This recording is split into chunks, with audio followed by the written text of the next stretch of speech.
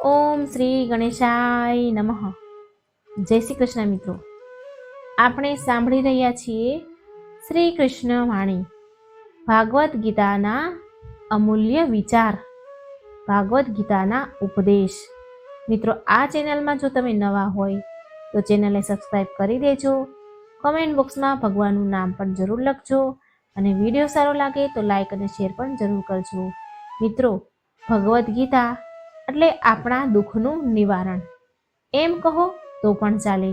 ભગવદ્ ગીતામાં ભગવાન શ્રી કૃષ્ણએ હરેક મુશ્કેલીઓ, હરેક દુઃખ સામે કેવી રીતે લડવું એ બધું જ સમજાવ્યું છે. પણ આપણી પાસે એટલો ટાઈમ નથી કે આપણે બેસીને વાંચીએ. આ ભાગ દોડના જીવનમાં આપણે બેસીને વાંચી નથી શકતા. પણ હા, હાલતા ચાલતા કે કોઈ કામ પર હોય, થોડા પણ ફ્રી હોય તો આપણે વિડીયો જરૂર જોઈ શકીએ છીએ, સાંભળી શકીએ છીએ. ભલે ન વાંચી શકીએ પણ સાંભળવાનું પણ પુણ્ય છે. સાંભળવાથી પણ આપણને ઘણી બધી શક્તિ મળે છે. તો આ ભાગવદ્ ગીતાના વિચાર મિત્રો જરૂર સાંભળજો. વિડીયો સારો લાગે તો લાઈક શેર કરવાનું ભૂલશો નહીં. ભગવાને હરેક દુઃખનું નિવારણ ભાગવદ્ ગીતામાં આપેલું છે. તો ચાલો આપણે સાંભળીએ ભગવદ્ ગીતાના 24 અમૃત વચનો. ભગવાન શ્રી કૃષ્ણ કહે છે કે જ્યારે પણ જીવનના રસ્તાઓ કઠિન લાગે, મન વિચલિત થાય, ત્યારે યાદ રાખજો કે જે કાંઈ થઈ રહ્યું છે તે તમારા ભલા માટે થઈ રહ્યું છે. તમને લાગે છે કે જીવનમાં તમારી સાથે અન્યાય થઈ રહ્યો છે, પરંતુ એ તમારો ભ્રમ છે. જીવન ક્યારેય તમારી વિરુદ્ધ નથી હોતું. તે તમને ત્યાં જ લઈ જાય છે જ્યાં તમારે હોવું જોઈએ. તમે પૂછો છો કે જીવનમાં દુઃખ કેમ મળ્યું, પરંતુ આ દુઃખ તમારી અંદર ઊંડાણ લાવવા માટે મળ્યું છે. સુખ તો માત્ર તમને ઉપરથી જ સ્પર્શ કરે છે, પરંતુ દુઃખ તમારા મનની ઊંડાઈમાં ઉતરીને તમને મજબૂત બનાવે છે. તમે જે પણ પરિસ્થિતિમાંથી પસાર થઈ રહ્યા છો એ તમને ભવિષ્યની સફળતા માટે તૈયાર કરી રહી છે. જ્યારે લોકો તમને છોડીને જાય છે ત્યારે તમારે નિરાશ થવું નહીં. તે લોકોનું દૂર જવાનું નહીં, પરંતુ તમારું પોતાની નજીક આવવાનું છે. આવું સમજવું, તમે તમારા પોતાનાથી વધુ નજીક આવ્યા છો. હું તે લોકોને તમારા જીવનથી એટલા માટે દૂર કરું છું કારણ કે તમારે આ યાત્રામાં હજુ આગળ વધવાનું છે. જે લોકો દૂર થવાથી તમને દુઃખ અનુભવ થાય છે, જે લોકો તમારાથી દૂર થઈ જાય છે અને તમે દુઃખ તકલીફ અનુભવ કરો છો, તો તે લોકોનું દૂર થવું પણ આવશ્યક છે. ક્યારેક તમને લાગે છે કે તમારી પ્રાર્થના હું સાંભળતો નથી, પરંતુ તમે યાદ રાખજો, મેં તમારી બધી જ પ્રાર્થના સાંભળી છે. તમને તે નથી મળ્યું જે તમે ઈચ્છતા હતા, કારણ કે હું તમને તેનાથી પણ સારું આપવા માંગુ છું. તમને જે જોઈએ છે તે જ હું તમારી પાસે લાવી રહ્યો છું. બસ થોડી ધીરજ રાખો. તમારા આંસુ વ્યર્થ નથી. તમારા દરેક સ્મિતનું મહત્વ છે. તમારા દરેક સંઘર્ષનું ફળ નિશ્ચિત છે. જે તમને અત્યારે સમજમાં નથી આવી રહ્યું, પણ પછી સ્પષ્ટ થઈ જશે. વિશ્વાસ રાખો. સમય આવવા પર તમે જાતે જ કહેશો કે જે થયું એ સારા માટે થયું. તમારું ભવિષ્ય વર્તમાન કરતાં સુંદર હશે. તે મારું વચન છે. શ્રી કૃષ્ણ ભગવાન કહે છે કે તમારી કદર ત્યારે જ થશે જ્યારે તમે લોકોને તેમની ભાષામાં જવાબ આપતા શીખશો. પરંતુ ધ્યાન રાખજો, જવાબ બદલાની ભાવનાથી નહીં, પરંતુ આત્મસન્માન સાથે આપવાનો.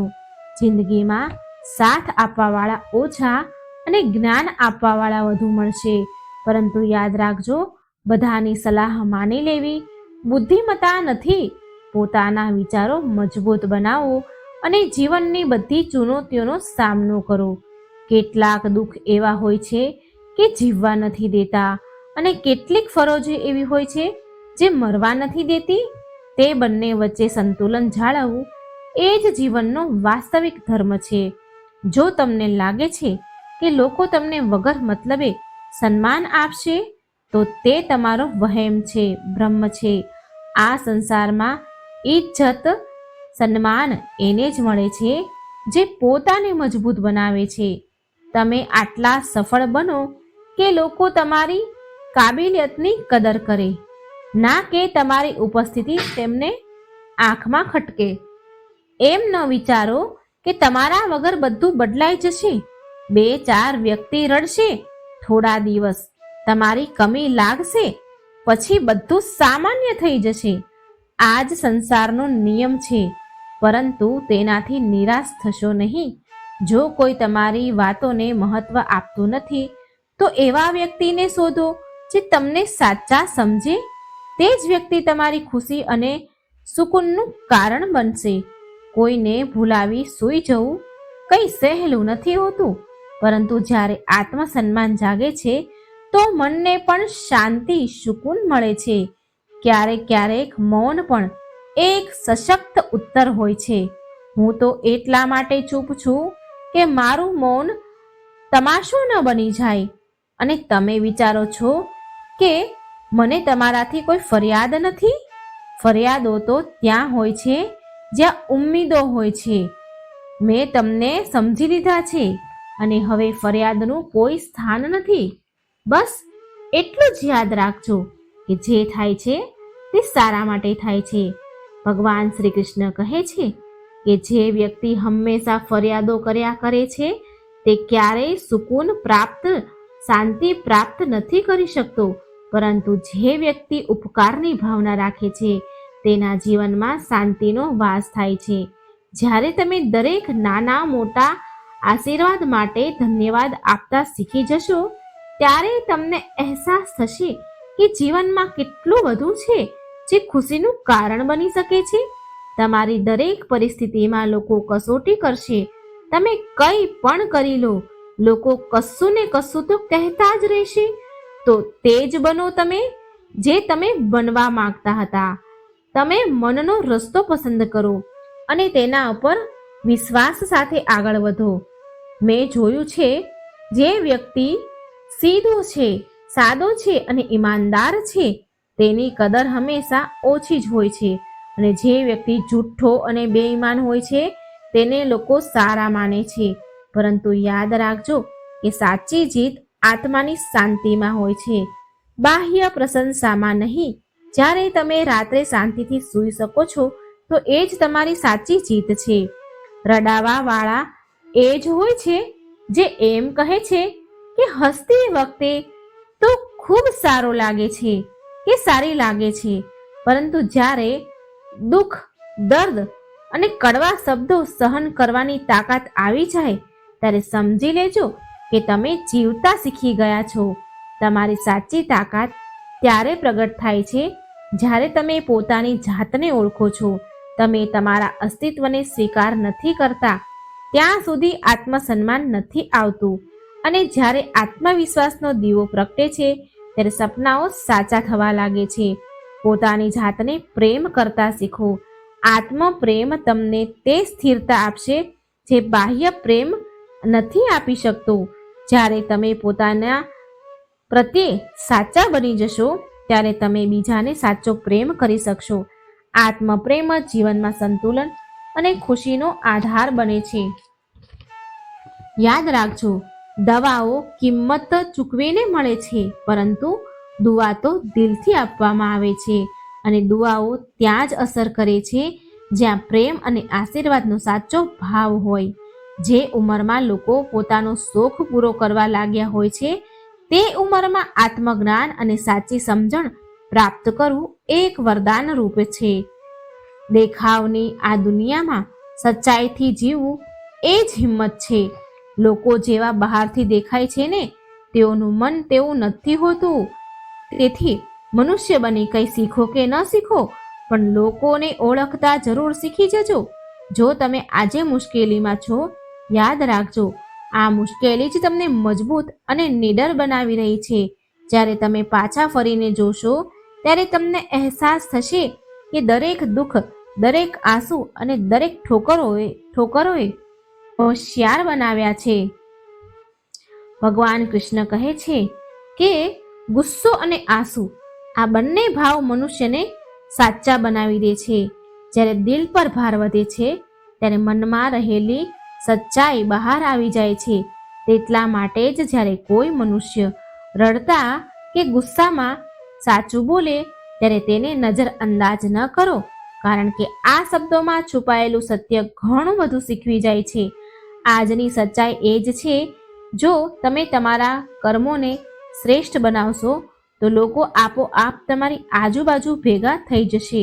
સન્માન અને પ્રેમ માંગવાથી નથી મળતા. જેવી રીતે એક વૃક્ષ ફળ અને છાયાથી બધાને તૃપ્ત કરે છે, તેવી જ રીતે તમારા કર્મો તમને ઊંચાઈ સુધી લઈ જશે. પરંતુ અભિમાન કરવું જોઈએ નહીં, કારણ કે અભિમાનની ઊંચાઈથી પડવામાં વાર નથી લાગતી. આકાશથી જમીન પર આવવામાં એક જ ક્ષણ લાગે છે. જે વિનમ્ર છે તે જ સાચા સુખનો અનુભવ કરી શકે છે. હક ત્યાં જ જતાવવો જોઈએ જ્યાં તમને હક આપવામાં આવ્યો હોય. બધી જગ્યાએ હક જતાવવો, પોતાની ઉપસ્થિતિ બતાવવી અને અપેક્ષા રાખવી કેવળ તમારા મનનો ભાર વધારે છે. જ્યાં સન્માન અને પ્રેમ મળે છે ત્યાં પૂર્ણ હૃદય સાથે જોડાયેલા રહેવું જોઈએ. સ્વીકાર કરવાની હિંમત અને સુધારવાની નિયતિ હોય તો મનુષ્ય જીવનમાં ઘણું બધું શીખી શકે છે. ભૂલો દરેક વ્યક્તિથી થાય છે, પરંતુ તેને સ્વીકાર કરવી, તે ભૂલોમાંથી શીખવું, તે જ તેમને મહાન બનાવે છે. જે લોકો તમારી સાથે રહીને પણ તમને સાંભળી નથી શકતા, તેમનાથી દૂર જવાથી દુઃખી થશો નહીં, કારણ કે જે તમારા વિકાસમાં તમારા સહાયક બની શક્યા નથી, તે તમારા વિરોધી બનીને પણ તમારું કશું જ બગાડી શકશે નહીં. ફક્ત તમારી શીખને વધુ ઊંડી બનાવશે. ક્યારેક ક્યારેક ભૂલ તેમની નથી હોતી, તમારી પણ હોય છે, કારણ કે બધું જાણવા હોવા છતાં પણ તમે દિલ લગાવી બેઠા છો. પરંતુ તમે એમ નહીં વિચારતા કે તમે કમજોર છો. જ્યારે પ્રેમ કર્યો હતો અને તે પ્રેમ કરવા વાળા વ્યક્તિ ક્યારેય હારતા નથી. તે દરેક અનુભવથી કંઈક નવું શીખે છે. આંસુને આંખમાં વસવા નહીં દો, તેને વહાવી દો. દિલમાં રહેલા દુઃખને સાચવી ન રાખો, તેને ક્ષમા કરી દો. જ્યારે તમે ક્ષમા આપો છો ત્યારે તમે તમારા મનને મુક્ત કરો છો. કેટલીક વખત ખરાબ અનુભવ સારા લોકો પર પણ શક કરવાનું શીખવાડી દે છે. આપણે ભૂલી જઈએ છીએ કે દરેક મનુષ્ય એક જેવા નથી હોતા. સાચા મિત્રો તો તારા જેવા હોય છે, જે ભલે દિવસમાં અજવાળામાં નથી દેખાતા, પરંતુ અંધારામાં તમારી સાથે હોય છે. જે લોકો દિલના સારા હોય છે તે દિમાગવાળા વ્યક્તિ માટે સરળ શિકાર બની જાય છે. પરંતુ યાદ રાખજો કે દિલની સચ્ચાઈ અને સરળતામાં કંઈ જ ખોટું નથી. કંઈ આ એ જ ગુણ છે જે સાચા સંબંધો અને સાચી ખુશી આપે છે. જે વ્યક્તિ તમને સમય આપવા નથી માંગતા, તેવી વ્યક્તિ માટે તમે એમના માટે વિચારશો નહીં, કારણ કે એ તમારો સાથ આપવા માંગતા જ નથી. તો પછી એના વિશે વિચારવાનું જ કેમ? સમય અને સન્માન તે વ્યક્તિને જ આપવામાં આવે છે જે તેની કદર કરે છે. દુઃખ સહન કરતા કરતા વ્યક્તિ તે સ્થાને પહોંચી જાય છે જ્યાંથી તેને દરેક દુઃખ નાના લાગવા લાગે છે. પરંતુ તે જ તમારી સાચી શક્તિ છે. ત્યારે તમે દુઃખ સહન કરી લીધું, જ્યારે તમે કોઈ પણ કઠણાઈનો સામનો કરી શકો છો. અને યાદ રાખજો, સમય જ્યારે બદલાય છે ત્યારે રમત નથી બદલાતી, પરંતુ આખી જિંદગી બદલાઈ જાય છે. ધીરજ રાખો, દરેક અંધકાર પછી અંજવાળું નિશ્ચિત છે. શ્રી કૃષ્ણ કહે છે, સારા બનવાનો પ્રયાસ કરો, પરંતુ આ સમાજની પ્રશંસા મેળવવા માટે નહીં, પરંતુ માતા પિતા અને ઈશ્વરની નજરમાં સારું બનવું એ જ સાચી ભલાઈ છે. દુનિયા તમારી ઉન્નતિ, તમારી પ્રગતિ પર ઈર્ષા કરે છે અને આ સફળતા પર તમારી મજાક ઉડાડે છે. સંસાર આવો જ છે. તમે ડરશો નહીં, કારણ કે દરેક સવાલનો જવાબ આપવો જરૂરી નથી. ક્યારેક ક્યારેક વધુ સારો જવાબ ચૂપ રહેવું અને દૂર રહેવું છે. જ્યારે તમે ચૂપ રહેતા અને સ્વયંને, જે વ્યક્તિ છે, જે વસ્તુ છે એનાથી દૂર રહેતા શીખી જશો, ત્યારે જોજો કોણ તમારી પાસે પાછું આવે છે. તે જ તમારું પોતાનું છે. હસતું મોઢું સૂરજની રોશની કરતાં પણ વધારે ચમકદાર હોય છે. ખુશી હંમેશા કોઈ કારણથી નથી આવતી, પરંતુ તે તમારા વિચાર અને કલ્પનામાં વસે છે. જે દિવસે તમે તમારા વિચારો સકારાત્મક કરી લેશો, તે દિવસથી તમે દરેક પરિસ્થિતિમાં ખુશીનો સ્ત્રોત પામશો. રોટી કમાવી જરૂરી છે, પરંતુ પોતાના આત્મસન્માનને ગીરવે મૂકીને નહીં. તમારું માથું ઊંચું રાખો, કોઈની સામે નમાવાની જરૂર નથી. યાદ રાખો, સ્વાભિમાનથી કમાયેલી એક રોટલીનો સ્વાદ પણ બાકી બધા સ્વાદિષ્ટ વ્યંજનોથી કરતાં પણ વધારે સારો હોય છે. એકલા રહેવાનું શીખવે છે કે તમે જ પોતાના સૌથી મોટા સાથી છો. જ્યારે બધા છૂટી જાય છે, છોડીને ચાલ્યા જાય છે, ત્યારે પણ તમે પોતાની સાથે હશો. ને આ જ આત્મબળ તમને દરેક મુશ્કેલીઓમાંથી નીકળવાની હિંમત આપે છે. તો મિત્રો, આ હતા ભગવાન શ્રી કૃષ્ણની વાણી, ભગવદ્ ગીતાના વિચાર. વિડીયો સારો લાગ્યો હોય તો લાઈક અને શેર કરી ચેનલને સબસ્ક્રાઈબ કરજો.